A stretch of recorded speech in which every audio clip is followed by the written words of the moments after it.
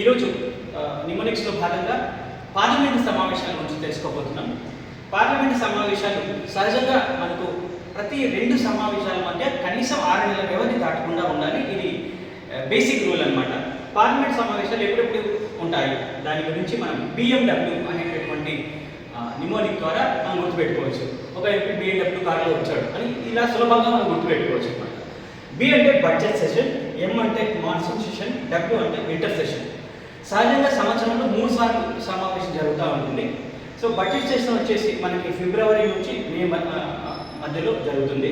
తర్వాత monsoon session వచ్చేసి July నుంచి ఆగస్టు మధ్యలో జరుగుతుంది.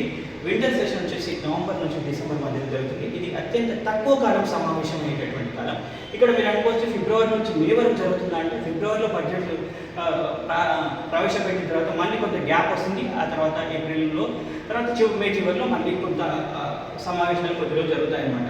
గతంలో ఒకప్పుడు సమావేశాలు దాదాపుగా 120 రోజుల పాటు సమావేశాలు జరిగాయి. కానీ ఇప్పుడు 65 నుంచి 70 రోజుల పాటు మాత్రమే సమావేశాలు జరుగుతున్నాయి.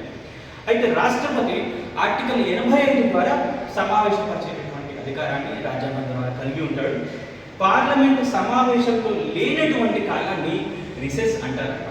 సహజంగా మనకు సంవత్సరంలో జనవరి నెలలో, జూన్ నెలలో, అక్టోబర్ నెలలో ఈ 3 నెలల్లో కూడా పార్లమెంటు సమావేశాలు ఉండవు.